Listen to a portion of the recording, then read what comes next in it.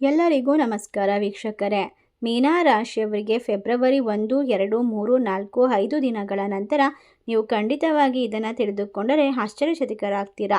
ಏಕೆಂದರೆ ಅದೃಷ್ಟ ಒಟ್ಟಿಗೆ ಬರುತ್ತದೆ. ಸಂಪೂರ್ಣವಾಗಿ ನಿಮ್ಮ ಜೀವನ ಬದಲಾಗೋದು ಖಂಡಿತವಾಗಿ ನಿಶ್ಚಿತವಾಗಿದೆ.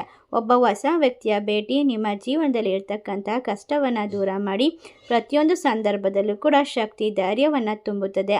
ವಿಡಿಯೋವನ್ನು ಎಲ್ಲೂ ಕೂಡ ಸ್ಕಿಪ್ ಮಾಡದೆ ಕೊನೆ ತನಕ ನೋಡಿ. ಆವಾಗ ಮಾತ್ರ ನಾವು ತಿಳಿಸುತ್ತಿರುವಂತಹ ಅದೃಷ್ಟ ಸಂಭವಿಸುತ್ತದೆ, ಯಾವ ರೀತಿ ನಿಮ್ಮ ಜೀವನವನ್ನು ಪ್ರವೇಶ ಮಾಡುತ್ತದೆ ಎಂಬ ಸಂಪೂರ್ಣವಾದ ವಿವರ ನಿಮಗೆ ಅರ್ಥವಾಗ್ತಾ ಹೋಗುತ್ತೆ. ಒಟ್ಟಾರೆಯಾಗಿ ಮೀನಾ ರಾಶಿಯವರು ಚಿಂತೆ ಮಾಡಲು ಸಮಯವಿಲ್ಲ. ಈಗ ಸಮಯ ನಿಮ್ಮೊಳಗಿನ ನಿಜವಾದ ಶಕ್ತಿಯನ್ನು ಮತ್ತು ಈ ಆಶೀರ್ವಾದವನ್ನು ಪಡೆಯುವಂತಹ ಕಾರ್ಯದ ಕೆಲಸದಲ್ಲಿ ನೀವು ನಿರಂತರವಾಗಿ ಮುಂದುವರಿಯೋದಾಗಿರುತ್ತದೆ. ಸಂಪೂರ್ಣವಾಗಿ ಈ ಆಶೀರ್ವಾದವನ್ನು ನೀವು ಪರಿವರ್ತಿಸಬಹುದು ಎಂಬುದನ್ನು ನೆನಪಿಸಲು ನೀವೆಲ್ಲರೂ ಆಳವಾದ ಮನಸ್ಸಿನ ಜನರು. ದಯೆ ಮತ್ತು ಸಹಾನುಭೂತಿ ನಿಮ್ಮ ನೈಸರ್ಗಿಕ ಗುಣವಾಗಿದೆ.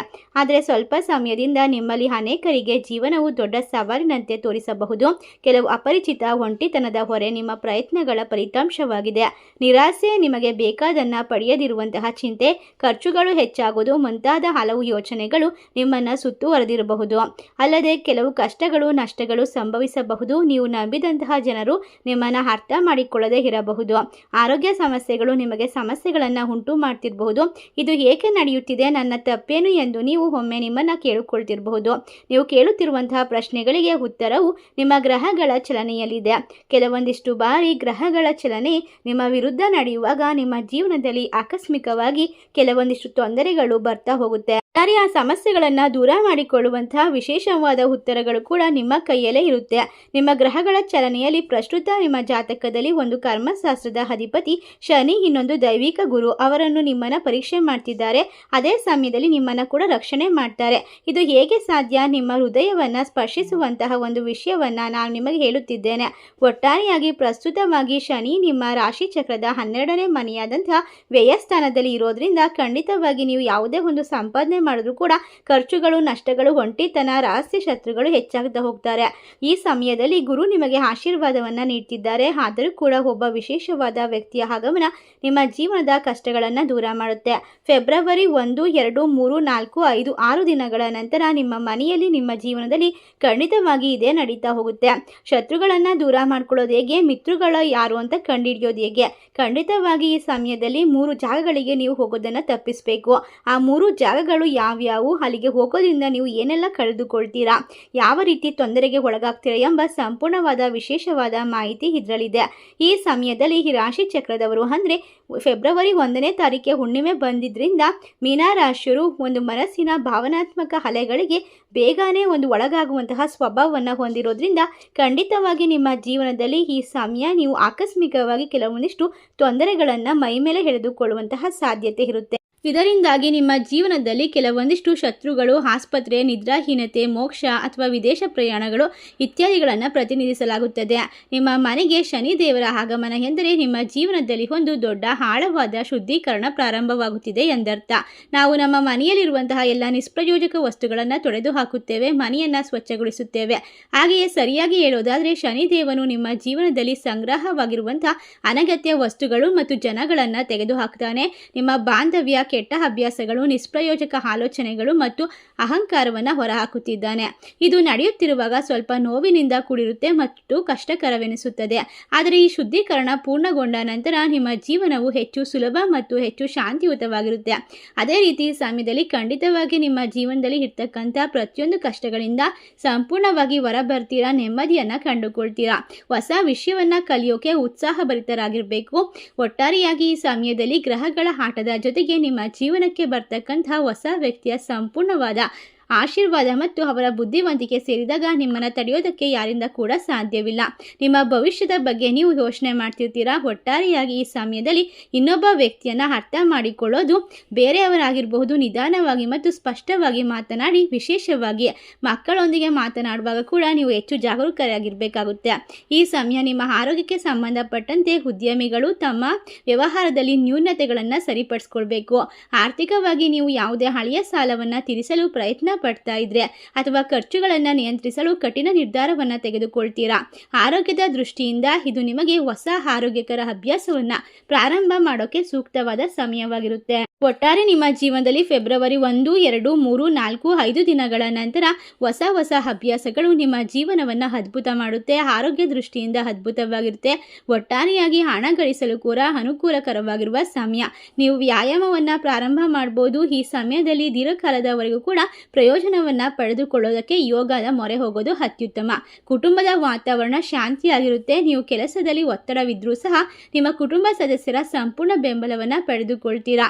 ನಿಮ್ಮ ಮನೆಯಲ್ಲಿ ಕೆಲವು ಸಣ್ಣ ಪುಟ್ಟ ದುರಸ್ತಿಯ ಕೆಲಸಗಳನ್ನು ಮಾಡಿಸ್ಬೋದು. ಈ ಸಮಯದಲ್ಲಿ ಯಾವುದೇ ರೀತಿಯ ತೊಂದರೆಗಳು ಬಂದರೂ ಕೂಡ ಯೋಚನೆ ಮಾಡಿ ಅದಕ್ಕೆ ಸರಿಯಾದ ಉತ್ತರವನ್ನು ಕಂಡುಕೊಳ್ಳೋದು ಮುಖ್ಯವಾಗಿರುತ್ತೆ.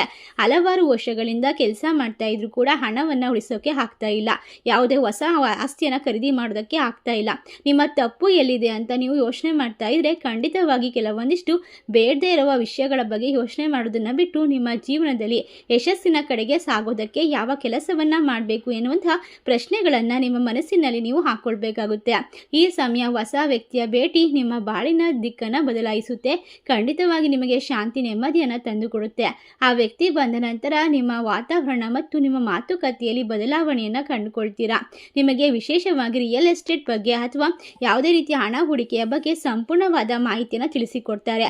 ಇನ್ನು ಮುಂದೆ ಹೆಚ್ಚು ಜಾಣರಾಗಿ ಹಣವನ್ನು ನಿರ್ವಹಿಸಲು ನೀವು ಬುದ್ಧಿಯನ್ನು ಕಲಿತ್ಕೊಳ್ತೀರಾ. ಇದರಿಂದಾಗಿ ಹಣಕಾಸಿನ ಪರಿಸ್ಥಿತಿಯನ್ನು ಬಲಪಡಿಸ್ಕೊಳ್ತಾ ಹೋಗ್ತೀರಾ. ಎಲ್ಲ ಸಮಸ್ಯೆಗಳನ್ನು ದೂರ ಮಾಡ್ಕೊಳ್ತೀರಾ. ಕೌಟುಂಬಿಕ ಜೀವನದ ವಿಷಯಕ್ಕೆ ಬರೋದಾದರೆ ನೀವು ಕೆಲಸದಲ್ಲಿ ಎಷ್ಟೇ ಕಾರ್ಯನಿರಂತರವಾಗಿದ್ದರೂ ಕೂಡ ನಿಮ್ಮ ಕುಟುಂಬಕ್ಕೆ ಆದ್ಯತೆಯನ್ನು ನೀಡಬೇಕು ಅನ್ನುವಂಥ ಮಾಹಿತಿಯನ್ನು ಆ ಒಂದು ಮುಖ್ಯವಾದ ವಿಶೇಷ ವ್ಯಕ್ತಿ ತಿಳಿಸಿಕೊಡ್ತಾರೆ. ಇನ್ನು ವಿವಾಹಿತರು ಸಂಗಾತಿಯೊಂದಿಗೆ ಬಲವಾದ ಸಂಬಂಧವನ್ನು ಹೊಂದಿರ್ತಾರೆ. ಅವರು ನಿಮ್ಮ ಯಶಸ್ಸಿಗೆ ಬೆನ್ನೆಲುಬಾಗ್ತಾರೆ. ಪ್ರೇಮಿಗಳು ನೀವು ಒಬ್ಬರನ್ನೊಬ್ಬರು ಚೆನ್ನಾಗಿ ಅರ್ಥ ಮಾಡಿಕೊಳ್ತೀರಾ. ವಿದ್ಯಾರ್ಥಿಗಳು ಕೂಡ ತಮ್ಮ ವಿದ್ಯಾಭ್ಯಾಸದಲ್ಲಿ ಹೆಚ್ಚಿನ ಪ್ರಯೋಜನವನ್ನು ಪಡೆಯುವಂತಹ ಸಾಧ್ಯತೆ ಇದೆ. ಈ ಸಮಯ ನೀವು ಎಲ್ಲ ರೀತಿಯ ತೊಂದರೆಗಳಿಂದ ಹೊರಬರೋದಕ್ಕೆ ಇಷ್ಟಪಡ್ತಾ ಇದ್ರೆ ನೀವು ಅದನ್ನು ನಿಯಂತ್ರಣದಲ್ಲಿ ಇಟ್ಕೊಳ್ಬೇಕು. ನಿಮ್ಮ ಮನಸ್ಸನ್ನು ಖಂಡಿತವಾಗಿ ಯೋಗ ಮಾಡೋದು, ಧ್ಯಾನ ಮಾಡೋದು ಎಲ್ಲವನ್ನ ನೀವು ಅದ್ಭುತವಾಗಿ ಇಟ್ಕೊಳ್ಳೋದ್ರಿಂದ ಖಂಡಿತವಾಗಿ ನಿಮ್ಮ ಮನೆ ಅಥವಾ ಮನಸ್ಸಿನಲ್ಲಿ ಸಂತೋಷ ತುಂಬಿರುತ್ತೆ. ಈ ಸಮಯ ಆ ವ್ಯಕ್ತಿ ಬಂದ ನಂತರ ನಿಮ್ಮ ಜೀವನದಲ್ಲಿ ಅಂದರೆ ತಾಯಿ, ಮನೆ, ವಾಹನಗಳು, ಆಸ್ತಿ, ಮನಃಶಾಂತಿ, ಸಂತೋಷ, ಗುರುವು ನಿಮಗೆ ಜೀವನದಲ್ಲಿ ಪ್ರಮುಖವಾದ ಆರಾಮದಾಯಕ ಸ್ಥಾನದಲ್ಲಿ ಕುಳಿತು ಅದೃಷ್ಟವನ್ನು ಚೆನ್ನಾಗಿ ರೂಪುಗೊಳ್ತಾರೆ. ಈ ಸಮಯ ನಿಮ್ಮ ಹೋರಾಟದ ಮನೋಭಾವ ದ್ವಿಗುಣಗೊಳ್ಳುತ್ತದೆ. ನೀವು ಬಹಳ ದಿನಗಳಿಂದ ನಿಮ್ಮನ್ನು ಕಾಡುತ್ತಿದ್ದಂತಹ ಸಮಸ್ಯೆಗೆ ಪರಿಹಾರವನ್ನು ಕಂಡುಕೊಳ್ತೀರಾ. ಅದು ನಿಮ್ಮ ವೃತ್ತಿ ಜೀವನ ಆಗಿರ್ಬೋದು ಅಥವಾ ಆರೋಗ್ಯಕ್ಕೆ ಸಂಬಂಧಪಟ್ಟಂತೆ ಆಗಿರ್ಬೋದು ಅಥವಾ ವ್ಯವಹಾರದ ಸಂಬಂಧಪಟ್ಟಂತೆ ಆಗಿರ್ಬೋದು. ಆ ಹೊಸ ವ್ಯಕ್ತಿಯ ಆಗಮನ ನಿಮ್ಮ ಜೀವನದಲ್ಲಿ ಹಲವಾರು ಅನೇಕ ರೀತಿಯ ಬದಲಾವಣೆಯನ್ನು ತಂದುಕೊಡುತ್ತೆ. ಒಟ್ಟಾರೆಯಾಗಿ ಮೀನ ರಾಶಿಯಲ್ಲಿರ್ತಕ್ಕಂತಹ ಜನರು ಬಹಳಷ್ಟು ಬುದ್ಧಿವಂತರು ಮತ್ತು ಯೋಚನೆ ಮಾಡಿ ನಿರ್ಧಾರವನ್ನು ತೆಗೆದುಕೊಳ್ಳುವ ಮನಸ್ಸುಳ್ಳವರು. ಆದ್ದರಿಂದ ಈ ಸಮಯ ನಿಮ್ಮ ಜೀವನದಲ್ಲಿ ಇರ್ತಕ್ಕಂಥ ಪ್ರತಿಯೊಂದು ಕಷ್ಟವನ್ನು ದೂರ ಮಾಡ್ಕೊಳ್ತೀರಾ, ನೆಮ್ಮದಿಯನ್ನು ಬರಮಾಡ್ಕೊಳ್ತೀರಾ. ಈ ರಾಶಿ ಚಕ್ರದವರ ಮನಸ್ಸು ಬಹಳಷ್ಟು ವಿಶೇಷತೆಯಿಂದ ಮತ್ತು ಒಂದು ಸಮೃದ್ಧಿಯಿಂದ ತುಂಬಿರೋದ್ರಿಂದ ನೀವು ಹೊಸದನ್ನು ಆಕರ್ಷಣೆ ಮಾಡ್ಕೊಳ್ಳೋದಕ್ಕೆ ಸಾಧ್ಯವಾಗ್ತಾ ಹೋಗುತ್ತೆ. ಇಲ್ಲಿಯ ತನಕ ಮೀನ ರಾಶಿಯವರು ಅವರ ಜೀವನದಲ್ಲಿ ಅಥವಾ ವೃತ್ತಿಪರ ಜೀವನದಲ್ಲಿ ಸ್ಥಿರತೆಗಾಗಿ ಸಾಕಷ್ಟು ಹೋರಾಡಬೇಕಾಗಿತ್ತು. ಕೆಲಸ ಮಾಡುವಾಗ ಯಾರೊಂದಿಗಾದರೂ ಇದ್ದರೆ ಮಾತ್ರ ಅವರು ಚೆನ್ನಾಗಿ ಕೆಲಸವನ್ನು ನಿರ್ವಹಿಸ್ತಾ ಇದ್ರು. ಈಗ ಶಿಸ್ತಿನ ಕೊರತೆಯಿಂದಾಗಿತ್ತು. ಆಗಾಗ ತಪ್ಪುಗಳನ್ನು ಮಾಡಲಾಗ್ತಿತ್ತು. ಈ ರಾಶಿ ಚಕ್ರ ಚಿಹ್ನೆಯ ಪ್ರಕಾರ ಅವರ ಜೀವನ ಏರಿಳಿತಗಳಿಂದ ತುಂಬಿರುತ್ತದೆ. ಅವರನ್ನು ಪ್ರೀತಿಸುವ ಅನೇಕ ಜನರಿದ್ದರೂ ಕೂಡ ಅವರನ್ನು ದ್ವೇಷಿಸುವ ಕೆಲವು ಜನರು ಇದ್ದೇ ಇರ್ತಾರೆ. ಅದೇ ರೀತಿ ಇವರ ಮನಸ್ಸಿನಲ್ಲಿ ಹಲವಾರು ರೀತಿಯ ತೊಂದರೆಗಳು, ಗೊಂದಲಗಳು ಎಲ್ಲವನ್ನ ಕೂಡ ತಾಳ್ಮೆಯಿಂದ ಸಹಿಸಿಕೊಂಡು ಬಂದಿದ್ದೀರಾ.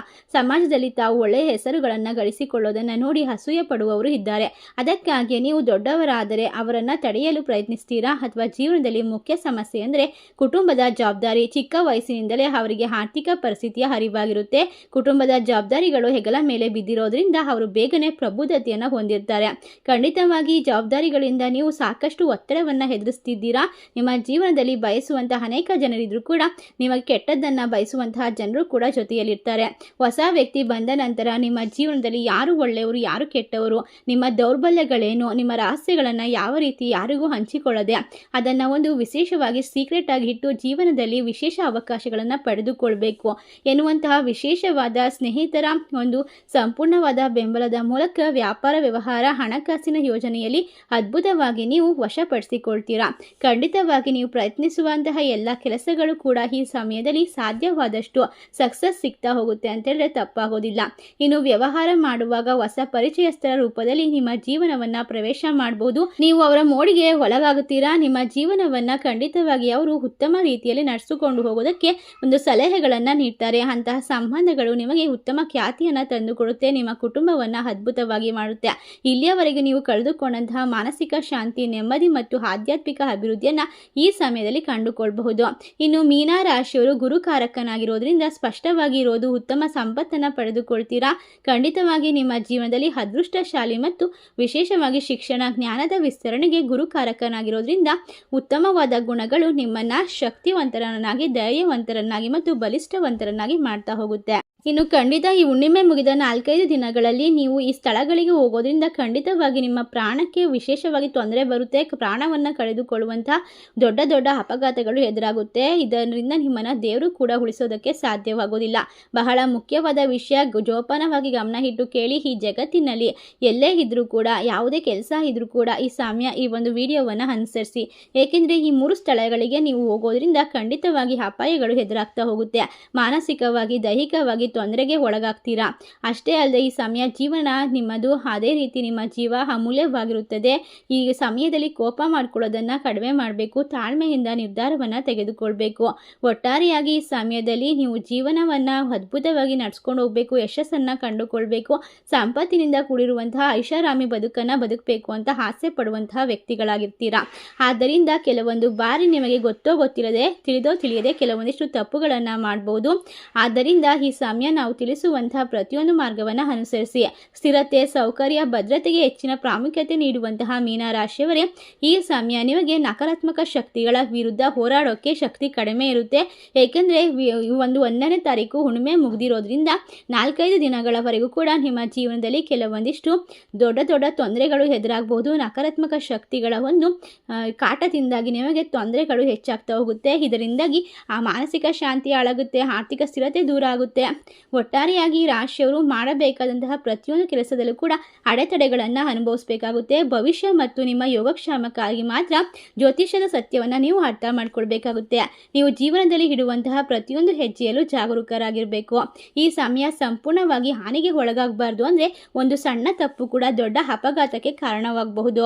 ನಿಮ್ಮ ಜೀವನ ಅಮೂಲ್ಯವಾಗಿದೆ, ಅದನ್ನು ರಕ್ಷಿಸೋದು ನಿಮ್ಮ ಜವಾಬ್ದಾರಿಯಾಗಿರುತ್ತೆ. ಈ ಸಮಯದಲ್ಲಿ ನೀವು 3 ಸ್ಥಳಗಳಿಗೆ ಹೋಗಬಾರ್ದು. ಅದಕ್ಕೂ ಮೊದಲು ಈ ಸಮಯದಲ್ಲಿ ನೀವು ಯಾವುದೇ ನಿರ್ಜನ ಪ್ರದೇಶಕ್ಕೆ ಹೋಗೋದನ್ನು ತಪ್ಪಿಸಬೇಕಾಗುತ್ತೆ. ಯಾರು ಜಾಸ್ತಿ ಓಡಾಡೋದಿಲ್ವೋ ಅಥವಾ ಯಾವ ಕಡೆ ಗಲಾಟೆ, ಸದ್ದು ಗದ್ದಲ ಯಾವುದೂ ಇರೋದಿಲ್ವೋ ಅಂತಹ ನಿರ್ಜನ ಪ್ರದೇಶದಲ್ಲಿ ಒಬ್ಬೊಬ್ಬರೇ ಹೋಗೋದನ್ನು ತಪ್ಪಿಸಬೇಕಾಗುತ್ತೆ. ಇದರಿಂದ ತಮ್ಮ ಗುರಿಗಳನ್ನು ಸಾಧಿಸಲು ನೀವು ಸಮರ್ಪಕರಾಗಿದ್ದರೂ ಕೂಡ ಕೆಲವೊಂದಿಷ್ಟು ನಕಾರಾತ್ಮಕ ಶಕ್ತಿಗಳು ನಿಮ್ಮ ಸುತ್ತಲಿನ ಪ್ರಪಂಚವನ್ನು ಹಾಳು ಮಾಡೋದಕ್ಕೆ ಪ್ರಯತ್ನ ಮಾಡ್ತಿರುತ್ತೆ. ಈ ಸಮಯ ಅಲ್ಲಿ ಇರೋದ್ರಿಂದ ನಕಾರಾತ್ಮಕ ಶಕ್ತಿಗಳು ನಿಮ್ಮ ಮೈ ಮೇಲೆ ಅಥವಾ ನಿಮ್ಮ ಮನಸ್ಸಿನ ಮೇಲೆ ಗಾಯವನ್ನು ಮಾಡಬಹುದು. ಇದರಿಂದಾಗಿ ಸೂಕ್ಷ್ಮವಾಗಿ ನಿಮಗೆ ತೊಂದರೆಗಳು ಬರ್ತಾ ಹೋಗುತ್ತೆ. ಈ ಸಮಯ ಅತಿಯಾಗಿ ಯೋಚನೆ ಮಾಡೋದು, ಮಾನಸಿಕವಾಗಿ ಒತ್ತಡವನ್ನು ತೆಗೆದುಕೊಳ್ಳೋದನ್ನು ತಪ್ಪಿಸಬೇಕಾಗುತ್ತೆ. ಇನ್ನು ನಿಮ್ಮನ್ನು ಗೌರವಿಸದೇ ಇರುವಂತಹ ಸ್ಥಳಕ್ಕೆ ಹೋಗೋದನ್ನು ತಪ್ಪಿಸಿ. ಈ ರಾಶಿ ಚಕ್ರ ಚಿಹ್ನೆಯ ಜನರು ಸ್ವಾಭಾವಿಕವಾಗಿ ಗೌರವ ಮತ್ತು ಮೌಲ್ಯಗಳನ್ನು ನಿರೀಕ್ಷೆ ಮಾಡ್ತಾರೆ. ಈ ಸ್ಥಿರ ಸ್ವಭಾವ ಮತ್ತು ನಿಷ್ಠಾವಂತ ಮನಸ್ಥಿತಿಯಿಂದಾಗಿ ನೀವು ಬೇರೆಯವರಿಗೆ ಅದೇ ರೀತಿಯ ಸೌಜನ್ಯವನ್ನು ನಿರೀಕ್ಷೆ ಮಾಡ್ತೀರಾ. ಆದರೆ ನೀವು ಎಲ್ಲಿಗೆ ಹೋಗುತ್ತೀರಿ ಅಥವಾ ಯಾರಿಗಾಗಿ ಹೋಗುತ್ತಿದ್ದೀರಿ ಎಂಬುದರ ಬಗ್ಗೆ ನೀವು ಜಾಗರೂಕರಾಗಿರಬೇಕು. ನಿಮ್ಮ ಮಾತುಗಳು ಎಲ್ಲಿ ನಿರ್ಲಕ್ಷಿಸಲಾಗುತ್ತದೆಯೋ, ನಿಮ್ಮ ಅಭಿಪ್ರಾಯವನ್ನು ಯಾರು ಕಡೆಗಾಣಿಸುತ್ತಾರೋ, ನಿಮ್ಮನ್ನು ತಿರಸ್ಕಾರದಿಂದ ನಡೆಸಿಕೊಳ್ಳುತ್ತಾರೋ, ತಮ್ಮನ್ನು ಅವರ ಸ್ವಾರ್ಥಕ್ಕಾಗಿ ಬಳಸಿಕೊಳ್ತಾರೋ ಅಂತಹ ಸ್ಥಳಕ್ಕೆ ಮತ್ತೆ ಮತ್ತೆ ಹೋಗಬೇಡಿ. ಇದರಿಂದ ನಿಮ್ಮ ವಿರುದ್ಧ ನಿಮಗೆ ಕೆಟ್ಟ ಭಾವನೆ ಬರಬಹುದು, ನಿಮ್ಮ ಮನಸ್ಥಿತಿ ಕುಗ್ಗಬಹುದು, ನೀವು ಕಷ್ಟಕ್ಕೆ ಸಿಲುಕಿಕೊಳ್ಳುವ ಸಾಧ್ಯತೆ ಇದೆ. ಗಂಭೀರವಾದ ನಷ್ಟವನ್ನು ಅನುಭವಿಸಬೇಕಾಗುತ್ತೆ. ಈ ಬಾರಿ ನಷ್ಟವು ಆರ್ಥಿಕವಾಗಿ ಮಾತ್ರ ಇರುತ್ತದೆ. ನಿಮ್ಮ ಜೀವನದ ಮೇಲೆ ಉಂಟಾಗುವ ಪರಿಣಾಮ ಅಗಾಧವಾಗಿರುತ್ತದೆ. ಇನ್ನು ಕುಟುಂಬದ ಸಂಪತ್ತು, ಗೌರವವನ್ನು ಕಳೆದುಕೊಳ್ಳುವ ಅಪಾಯ ಇರುತ್ತೆ. ಅಂತಹ ಜಾಗಕ್ಕೆ ಹೋಗಬೇಡಿ.